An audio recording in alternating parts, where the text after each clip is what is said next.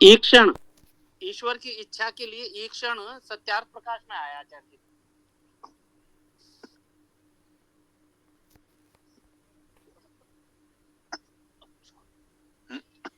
देखिए, ईक्षण शब्द सत्यार्थ प्रकाश में कहाँ कैसे आया है। अब ईक्षण में थोड़ा बोलने में ये देखना पड़ेगा। ईक्षण में इक्ष इक्ष वाला है, कक्षा वाला ईक्षण है, या इच्छा जो हम लोग बोलते हैं उसी में अड़ा लगा है ईक्षण है, ये बताइए जरा। हाँ आचार्य जी, कक्षा वाला है, बड़ा ई क्ष और ना अणा ईक्षण। और पंक्ति में बोल देता हूँ जो सत्यार्थ प्रकाश में लिखी है। कहते हैं ईश्वर में इच्छा तो संभव नहीं, किंतु ईक्षण अर्थात सब प्रकार की विद्या का दर्शन और सब सृष्टि का करना कहता है, वह ईक्षण है। ऐसा लिखा आचार्य जी। जी, अब बात पूरी तरह स्पष्ट हो गई। पहले जो आपने कहा था वो थोड़ा भ्रामक हो गया था, इसीलिए मैं समझ नहीं पाया। उसमें कहा जा रहा है ईश्वर की कोई इच्छा नहीं हो सकती। ठीक बात है, ईश्वर की इच्छा क्या होगी, ठीक है ना। कोई सर्वसमर्थ है, जो चाहेगा कर लेगा। हम लोग इच्छा करते हैं भाई ऐसा हो जाए तो बहुत अच्छा, हो नहीं पाता, हम कर नहीं पाते। तो ईश्वर में ऐसी कोई इच्छा कामना नहीं होती कि भाई यदि ऐसा हो जाता, क्योंकि वो तो सर्वसमर्थ है, कर सकता है। तो ये कहा कि ईश्वर में इच्छा है ही नहीं, उसमें ईक्षण है। ईक्ष धातु का अर्थ होता है देखना। इसी ईक्षण से प्रेक्षण भी बनता है, प्रेक्षण लेते हैं। इसी से परीक्षा और परीक्षण भी बनता है। परि उपसर्ग हो गया तो परीक्षण या परीक्षा शब्द बना। परिता ईक्षण, सब ओर से देखना, यही परीक्षण है या परीक्षा है या प्रेक्षण है। प्रीक्षण प्रेक्षण, तो ईक्ष धातु का अर्थ देखना है। ईश्वर कोई इच्छा कामना नहीं करता कि ऐसा हो जाए तो अच्छा है ना। जी जी आचार्य जी। ईश्वर देखता है, ईश्वर ईक्षण करता है। ईक्षण का अर्थ है ईश्वर देख, ईश्वर में देखने की प्रवृत्ति तो है। जो कुछ हो रहा है, संपूर्ण सृष्टि उसने बनाई है, उसकी व्यवस्था के अनुसार सृष्टि का संचालन हो रहा है। वो उसे देख सकता है कि हाँ भाई ठीक है, हो रहा है, उसने व्यवस्था बना दी, चल रहा है। तो ईश्वर ईक्षण करता है अर्थात देखता है, वो कोई इच्छा कामना नहीं करता। उसमें ये कहा गया है, पूरी तरह स्पष्ट है, कोई भ्रम नहीं। जी बहुत बहुत धन्यवाद आचार्य जी। आचार्य जी अनुमति हो तो एक शब्द और आया सत्यार्थ प्रकाश में, आंदोलन। उसकी पंक्ति एक बार मैं पढ़ देता हूँ। ऋषि ने ये ईसाई मत विषय के अंदर अनुभूमिका में लिखा है कि इस लेख से यही प्रयोजन है कि सब मनुष्य मात्र को देखना, सुनना, लिखना आदि करना सहज होगा और पक्षी प्रतिपक्षी होकर विचार कर ईसाई मत का आंदोलन सब कोई कर सकेंगे। तो आंदोलन शब्द आचार्य जी किस अर्थ में यहाँ पर रहेगा? जी, ये प्रश्न तो उचित है। आंदोलन हम लोग जिस अर्थ में इस समय सुन रहे हैं, इस वाक्य में वो उतना उपयुक्त तो नहीं प्रतीत हो रहा है, इसीलिए ये प्रश्न आपने किया है। जी आचार्य। आंदोलन, ये आंदोलन विडोलन कुछ ना कुछ विशेष सक्रियता के अर्थ में आते हैं। ईसाई मत का आंदोलन का आशय जो उनका हो सकता है कि जो कह सकते हैं अनुचित रूप से उनका प्रचार प्रसार उस प्रकार से हो रहा है, तो उस पर हम कुछ अंकुश लगा सकें, उसका आंदोलन कर सकें, विक्षोभ उत्पन्न कर सकें। आंदोलन का अर्थ ये दूसरा शब्द हम देना चाहें तो आप उसे विक्षोभ कह सकते हैं एक प्रकार से। तो इसी अर्थ में आया होगा, ऐसा हम अनुमान कर सकते हैं। इसमें अब इससे अधिक कुछ कह पाना थोड़ा ठीक प्रतीत नहीं हो रहा है, कुछ मिल नहीं रहा है ना। तो इसको हमें इतने अर्थ में तो अर्थ तो आचार्य जी यही आएगा जी जो आप बता रहे हैं कि उसको जी रोकना, उनसे वार्तालाप करके उनकी बातों को जो गलत है उसका विरोध करना। पर आंदोलन का कोई धातु रूप आदि भी कुछ होगा आचार्य जी? जी जी अवश्य होगा जी ना। देखिए आंदोलन में आंदोल धातु है, स्पष्ट समझ लीजिए, इसमें पूरी की पूरी धातु ही आंदोल है, केवल ना जुड़ा है, जैसे पठन गमन लेखन में ना जुड़ रहा है, बस वही समझिए। धातु है आंदोल, आंदोलत, जी पाणिनि धातु पाठ में 1055 पर है। आंदोलयति आंदोलयते भी इसका रूप बनता है। जी आचार्य जी। तो इसका अर्थ दिया है आंदोलने गति चातुर्ये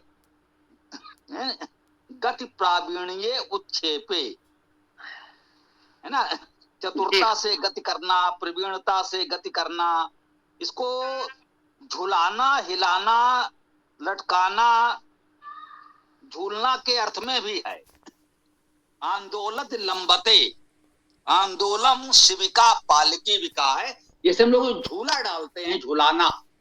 आंदोलन का अर्थ झुलाने से यूं समझिए।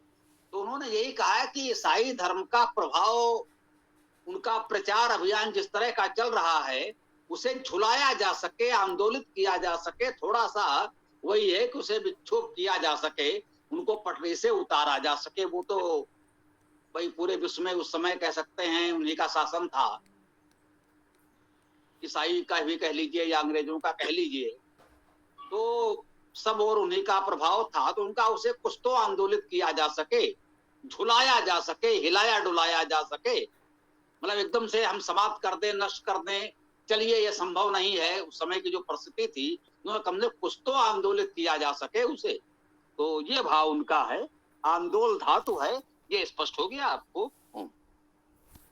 जी आचार्य जी, बहुत बहुत धन्यवाद आचार्य जी।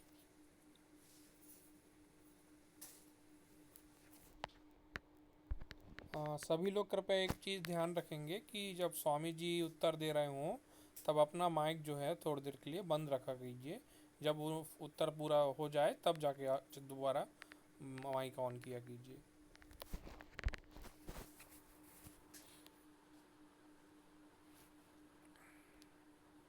जी, किसी को और कुछ कहना हो तो अपनी बात अवश्य रखें, प्रयास करेंगे।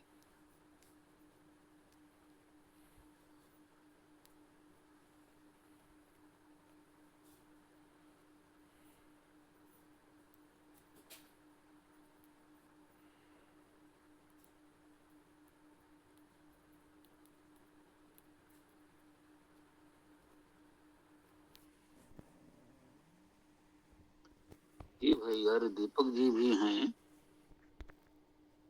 हरीश जी भी हैं, सत्य सोमनाथ जी भी हैं, हरी जी, निरंजन जी, और हमारे साथी तो हैं। तो जिसकी जो भी बात हो तो कृपया रखिए, तो बात आगे बढ़ाई जाए।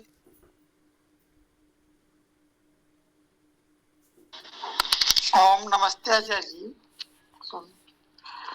मेरा जैसे एक ग्रुप में भी दिया था, आज ही व्हाट्सएप ग्रुप में आया था कि राम भद्राचार्य जी ने अथर्ववेद में राम जी की कहानी बताया और उसमें सूक्त दिया था 10वां का दूसरा, उसमें मंडल नहीं था, अनुवाक था, ठीक है ना। अब मुझे समझ में नहीं आया कौन सा मंत्र की बात कर रहा है, उसमें कुछ है ऐसा क्या अथर्ववेद में कुछ? ओ हाँ, राम भद्राचार्य के संभवतः उस मंत्र पर हम लोग चर्चा कर चुके हैं। उसमें एक शब्द रामम आया है। अब केवल रामम शब्द को लेकर के यदि वो राम की बात कर रहे हैं तो हम पूछेंगे भाई कौन से राम? जगजीवन राम, काशी राम, आशा राम, नाथू राम, कौन से राम? वही बात है कि उसमें रामम शब्द है, शिव शब्द है, विष्णु शब्द है। इस नाम के बहुत से लोग आज भी मिल जाएंगे, तो आप किनकी बात कर रहे हैं? तो ये भ्रामक प्रचार है। एक अब यही वाला मंत्र है या कोई और, वो भद्राचार्य जी का आया था, तो एक हम लोग इस पर एक दिन चर्चा कर चुके हैं। वो आपको मिल जाएगा अपने चैनल पर। तो इसमें भी ऐसा ही कुछ होगा, वही है या दूसरा है तो भी।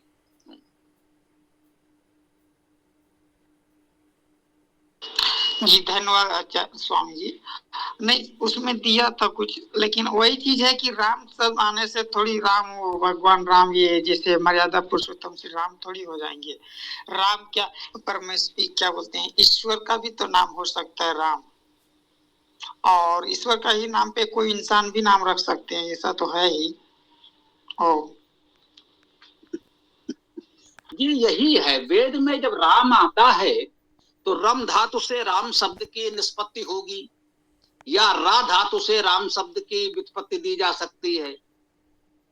जो सब में रमा हुआ है वो सर्वव्यापी परमेश्वर राम है, ये वेद में भी है और कबीर तक यही कहा जा रहा है। तो ईश्वर के अनेक नाम है वेद में, उनमें एक नाम राम भी हो सकता है, तो यहाँ तो कोई समस्या नहीं है, परंतु उसे किसी व्यक्ति विशेष से तो नहीं जोड़ा जा सकता। अब राम कौन से? जमदग्नि पुत्र राम, जिन्हें हम लोग परशुराम कहते हैं, पिताजी ने उनका भी नाम राम रखा था। अब इतिहास में लोगों को अंतर करने के लिए ये धनुष राम है तो वही परशुराम है, हमने राघव राम उन्हें भार्गव राम कह सकते हैं। एक वासुदेव राम है कृष्ण जी के बड़े भाई जिन्हें बलराम कहते हैं, नाम उनका भी राम ही था। जब आप महाभारत से भागवत तक उन ग्रंथों को पढ़ेंगे तो उनमें जमदग्नि पुत्र भार्गव राम ही मिलेगा आपको, परशुराम जैसा कोई शब्द नहीं है। हो सकता है यदा कदा कहीं मिल गया हो अंतर करने के लिए, तभी प्रचलित हुआ है, तो सामान्यतः राम ही आता है। और राम कृष्णो पद का प्रयोग होता है। राम कृष्णो अर्थात यहाँ राम कृष्ण के बड़े भाई बलराम है। जैसे रामायण में आएगा तो वहां राम लक्ष्मणो आएगा, राम और लक्ष्मण दो भाई। वहां राम कृष्णो आता है, राम और कृष्ण, क्योंकि बलराम बड़े हैं इसलिए उनका नाम पहले लिया जाएगा, राम कृष्णो कहेंगे, जैसे वहां राम लक्ष्मणो कहा जाता है। तो शब्दकोश में भी दिया है राम शब्द के अर्थ में, जो लौकिक शब्दकोश हैं वैदिक नहीं, उनका भाई उसकी धातु तो उन्होंने लिख दी, रम धातु से राम है। फिर कहते हैं इतिहास प्रसिद्ध 3 व्यक्ति, जमदग्नि पुत्र राम, दशरथ पुत्र राम, वसुदेव पुत्र राम, ये 3 तो इतिहास प्रसिद्ध माने ही जा रहे हैं। और आज तक जाने कितने राम हैं, तो वो तो है ही। हाँ जी, आप मंत्र कौन सा बता रहे थे, कहिए तो देखने का प्रयास किया जा सकता है, बताइए जी। नहीं मंत्र मुझे भी समझ में नहीं आया, हम अथर्ववेद ढूंढ रहे थे, लेकिन उसमें जैसा जैसा दिया था वैसा नहीं मिला हमको मंत्र, जैसा उस टिप्पणी में दिया हुआ था उस हिसाब का कोई भी मंत्र नहीं मिला। जैसे उसमें था सूक्त 10 था, सूक्त 10 में एक दूसरा मंत्र बोल रहा है और अनुवाद उसमें एक था, तो उसमें सूक्त हाँ सूक्त कांड था, उसमें सूक्त नहीं दिया हुआ था और अनुवाद दिया था, तो उसमें सर्च कर रहे थे तो नहीं पता चला उसमें। कांड 10 दिया है? हाँ कांड 10 है। कांड 10 है और सूक्त है ही नहीं? सूक्त नहीं दिया, मंत्र 2 दिया है और उसमें अनुवाक में या हाँ 31 दिया हुआ था। ऐसा 31 मंत्र का जितना भी था उसमें भी देखे थे, ऐसा मिल नहीं रहा था। देखिए अनुवाद तो होता है, अनुवाद को आप अध्याय मान सकते हैं। सामवेद और यजुर्वेद 2 में अध्याय हैं और ऋग्वेद और अथर्ववेद में अनुवाद कहा गया है, दोनों पर्यायवाची मान लीजिए आप, अनुवाद और अध्याय एक ही बात है। हाँ तो व्यवहार में समझ सकते हैं, अनुवाद होते तो हैं लेकिन अनुवाद में सूक्त तो होना ही चाहिए। अब सूक्त नहीं होगा तो फिर नहीं खोजा जा सकता। सूक्त नहीं है इसमें दिया था, मंत्र 2 है, कांड 10 है और अनुवाक 31 है, सूक्त नहीं था इसमें।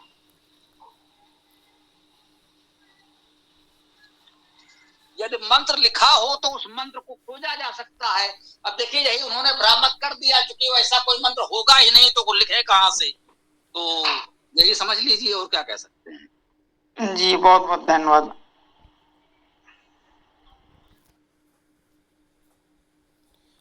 इसी प्रकार का प्रश्न मतलब एक चर्चा मैंने भी की थी कल परसों कि भाई वेदों में तो मेरा नाम भी है, वसंतो अस्यासी दाज्यम ग्रीष्मिद्म शरदधवि, तो क्या मैं भी वेद से पुराना हो गया या मैं भी पूज्य हो गया?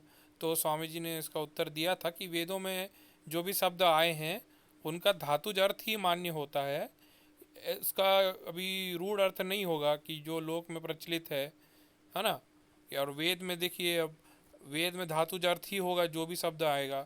ऋषभ शब्द भी है, तो जैन लोग बोलते हैं कि देखो भाई वेदों में ऋषभ देव का वर्णन आ गया। वेद में कृष्ण शब्द भी है, तो कृष्ण वाले बोलते हैं कृष्ण आ गया, राम शब्द भी आ गया, राधा भी आ गया। ऐसे तो लगभग सभी के नाम का वर्णन वेद में है, तो क्या हम सभी वेद से पुराने हो गए? तो उस ऐसा नहीं होता। वेदों के जितने भी शब्द हैं मंत्र में, उनका धातुज अर्थ ही मान्य होता है, उनका रूढ़ अर्थ नहीं ले सकते। ईसाई लोग कह रहे हैं कि वेद में ईसा मसीह भी हैं, ईसा वास्मिदम सर्वम। बोले लो भाई, यहाँ तो ईसा मसीह भी हैं। बाबा रामपाल कह रहे हैं कबीर मनीषी, देखो यहाँ तो कबीर साहब भी हैं। तो इस तरह से लोग अर्थ करेंगे तो राम और कृष्ण क्या, यहाँ तो कबीर साहब और ईसा मसीह और मोहम्मद साहब जाने कौन कौन मिल जाएंगे यदि इसी तरह से खोजने लगेंगे तो। संभवतः चर्चा किया हो एक जगह, एक स्थान पर कहीं आर्य समाज का और पौराणिकों का शास्त्रार्थ हो रहा था, तो किसी ने ऐसा ही कोई मंत्र लेकर के आ कृष्ण रजसा वर्तमानो, बोले भाई कृष्ण तो है इसमें। तो आर्य समाज से एक सज्जन बैठे हुए थे, कहते शास्त्रार्थ में वो मुख्य कोई भागीदार भी नहीं थे, एकदम खड़े हुए बोले वेद में तो मेरा नाम भी है, चल पहले मेरे पैर पकड़। वो संभवतः गणपत शर्मा शास्त्री जी थे, तो बोले गड़ा नाम तो गणपति हवा में है, वेद में तो मेरा इस गणपति का नाम भी है, चल पहले मेरे पैर पकड़, वेद में तो मैं भी हूँ। यदि ऐसे ही वेद का अर्थ करेगा तो फिर तो यही होगा। तो स्वाभाविक है वेद का ऐसा अर्थ तो नहीं किया जा सकता। वेद का जो धातुज अर्थ है वही मान्य होता है, जो निरुक्त के अनुसार होगा, व्याकरण के अनुसार होगा, वेद में वही अर्थ माना जाएगा। ऐसे काल्पनिक कहेंगे तो वेद के शब्दों से आज जाने किस किस का नाम है, तो उसका तो कोई अर्थ ही नहीं है। लेकिन ठीक है, लोग अपने अपने तरीके से सोचने के लिए स्वतंत्र हैं, क्या कह सकते हैं। अगली कोई बात हो तो रखिए। आचार्य जी नमस्ते। जी बोलिए भैया जी। कह रहे हैं कि क्या जल से मनुष्य की उत्पत्ति हो सकती है क्या?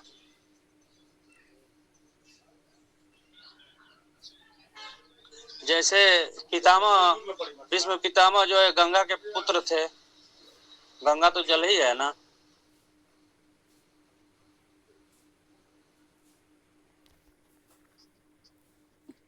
देखिए भीष्म पितामह गंगा के पुत्र थे, ये बात तो ठीक है, इसमें कोई संदेह नहीं है। लेकिन यहाँ गंगा का अर्थ है, आपने किसी नदी का जल मान लिया, भ्रम इसमें है। उनकी माँ का नाम गंगा था, इसलिए वह गंगा पुत्र हैं, इसमें कोई संदेह नहीं है।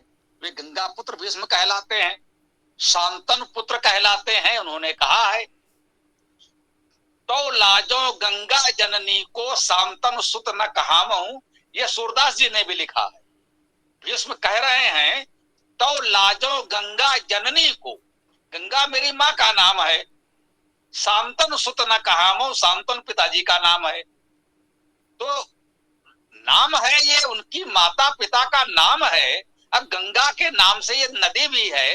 ये सरस्वती नाम के लोग आपको मिले होंगे, बहुत से लोगों का नाम सरस्वती है इस समय भी। तो अब सरस्वती का ये अर्थ तो नहीं है कि वो नदी से उनको जोड़ दिया जाए। जो सरस्वती नदी आज नहीं है, मान लीजिए कभी प्रवाहित होती थी, तो ऐसे बहुत से लोगों के नाम है जो नदी के, पर्वत के, वृक्षों के नाम हैं। अब वो व्यक्तियों के नाम भी हैं। तो ये तो इसी तरह से लोग अनावश्यक भ्रम उत्पन्न करते हैं।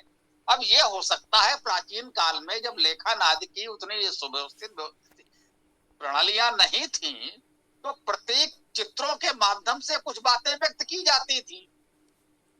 जैसे उनका नाम 10 ग्रीव है, तो किसी ने चित्रांकन में 10 ग्रीवा बना दी, उससे प्रतीक भाई वो उस समय के लोग देख के समझ जाते थे कि ये उस व्यक्ति की बात हो रही है जिसका नाम 10 व्यू है। अब आज आप उसका अर्थ ये लगा लें कि उसके 10 सिर रहे होंगे। अरे भाई 10 सिर का कोई व्यक्ति तो नहीं हो सकता। तो हो सकता है कभी चित्रलिपि के समय में जब इस प्रकार के वाणिज्य लिपि का विकास नहीं हुआ था तो ऐसे प्रतीकात्मक रूप से उसको व्यक्त किया जाता होगा, तो ये तो संभव है। और बाद में इस तरह के लोगों ने भ्रम पालने प्रारंभ कर दिए। तो गंगा तो स्पष्ट रूप से उनकी माताजी का नाम है, इसमें कोई भ्रम किसी को नहीं होना चाहिए। अब आज किसी ने कुछ ऐसा बता दिया हो तो वो बताने वाले का दोष है, इसमें कहीं इतिहास पुराण का कोई दोष नहीं है। मैं स्पष्ट कर दूं, इसको इतिहास पुराण का दोष मत मानिए। वो सब अपने वहां पर सब कुछ ठीक ठाक है। लोग प्रचलन में कुछ बातें अधिक विकृत हो गई हैं, मूल में वो उतनी विकृत नहीं। इसको महाभारत सीरियल में भी दिखाया गया है ना, आखिर समाज में उसका असर पड़ेगा कि नहीं? आखिर हम किसी को समझा कैसे पाएंगे? जो सीरियल में देखा है कि गंगा के पुत्र भीष्म है, उसको हम समझा कैसे पाएंगे?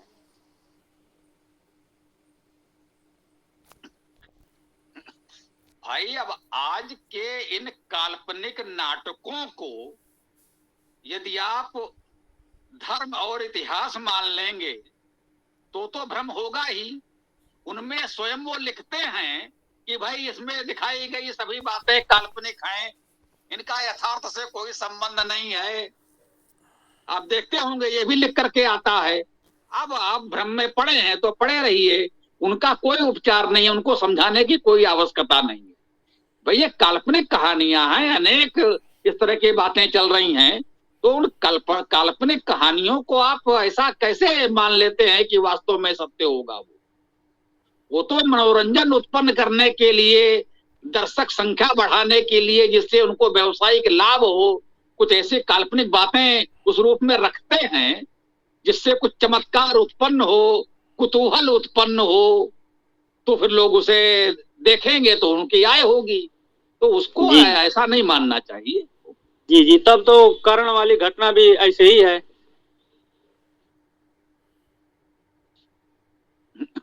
कर्ण वाली घटना क्या? कर्ण जो है सूर्य के पुत्र हैं।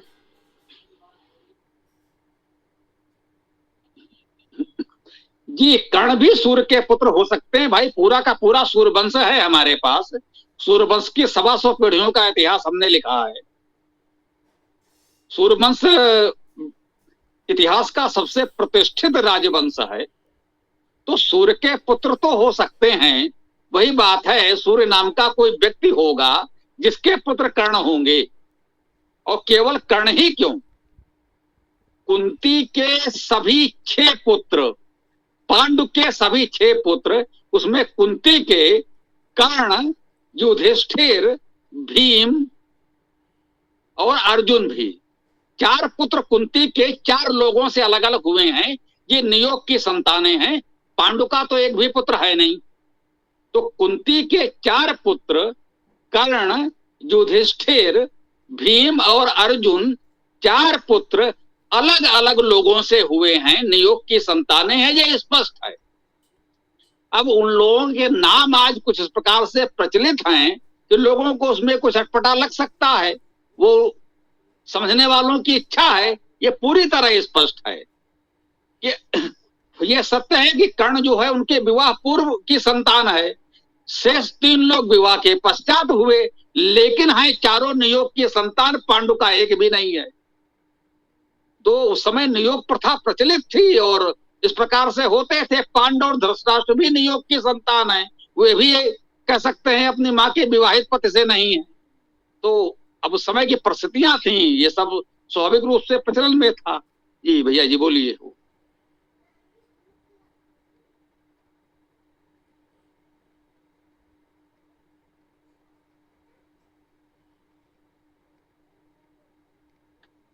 जी वैसे पीसी जी ने हाथ उठाया है, यदि कुछ कहना चाहें तो आप कह सकते हैं, या अन्य किसी को कुछ कहना हो तो बताएं।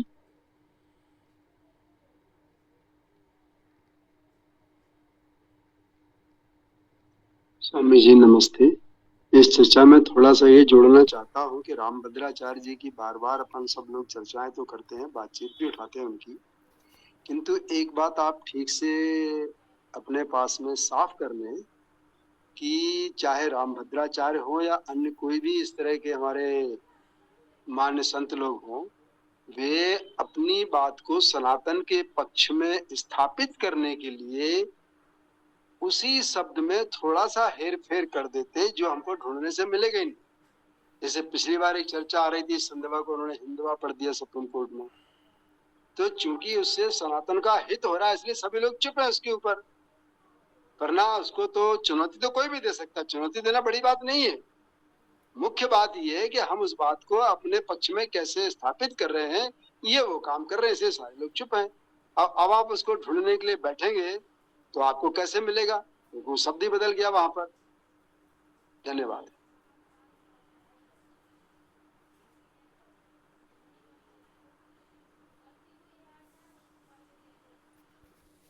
जी, तो और किसी को कुछ कहना है तो बताएं। शेष तो वो लोग इतने शक्तिशाली हैं कि उनसे बात करने कौन जाए, संकट उत्पन्न हो जाएगा। तो छोड़िए, जिसको जो करना है वो करे, हमें जो करना है हम कर रहे हैं। और किसी की कोई बात हो, कोई प्रश्न हो तो रख सकते हैं, बताएं। आचार्य जी, वेदों के अंदर प्रलय के बारे में कई वर्णन है कि जब प्रलय होता है तो पूरे ब्रह्मांड का होता है या किसी एक सूर्य का होता है जी?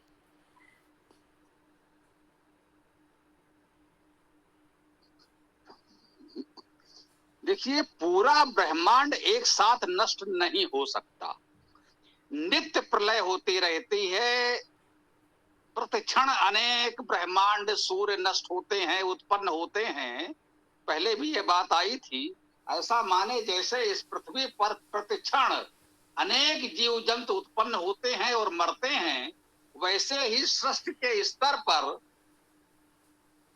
प्रतिक्षण अनेक सूर्य मरते हैं और जन्म लेते हैं। संपूर्ण प्रलय, यदि आप कहें कि संपूर्ण सृष्टि नष्ट हो जाए, ऐसा कभी नहीं होता। ये बिल्कुल निश्चिंत रहें।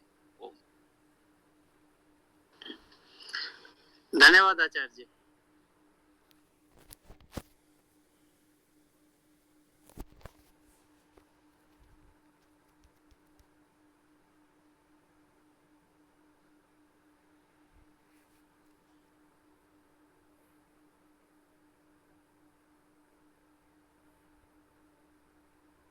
जी, किसी को कुछ कहना हो तो बताएं, अन्यथा फिर पाठ करके समापन कर देंगे।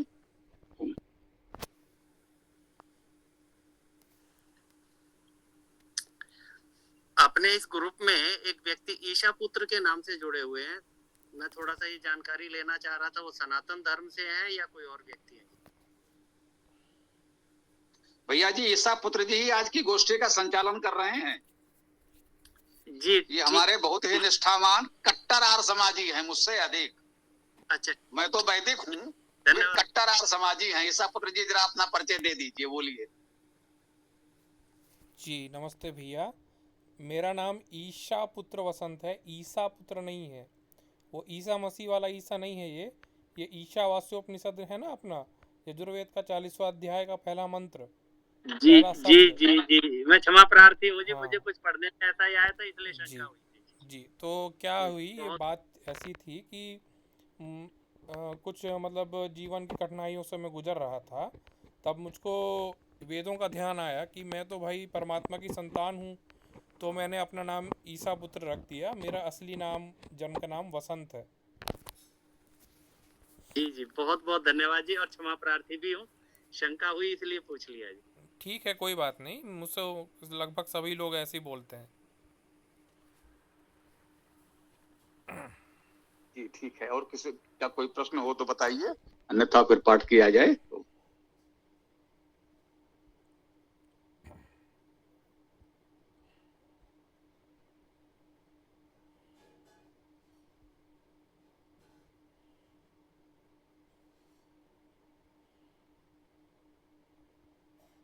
तो कोई प्रश्न नहीं है तो पाठ कर लीजिए।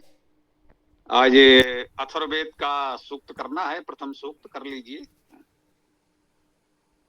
जी स्वामी जी, मुझको ईशावास्योपनिषद आता है, तो क्या मैं उससे कर लूं? चलिए वही कर लीजिए, कुल मिला के वेद पाठ करते हैं थोड़ा सा हम लोग, और क्या। जी स्वामी जी। ओम ईशावास्यमिदं सर्वं यत्किंच जगत्यां जगत् तेन त्यक्तेन भुञ्जीथा मागधकस्विद्धनम्। ओम कुर्वण्यवेह कर्माणि जिजीविषिच्छतं समाः एवं त्वयि नान्यथेतोऽस्ति न कर्म लिप्यते नरे। ओम असुर्यानां ते लोका अंधेन तमसा वृताः तांस्ते प्रेत्याभिगच्छन्ति ये के चात्मनो जनाः स्वाहा। ओम अनेजदेकं मनसो जवीयो नैनद्देवा आप्नुवन् पूरमर्षत् तद्धावतो अन्यानत्तेति तिष्ठत् तस्मिन्नपो मातरिस्वा दधाति।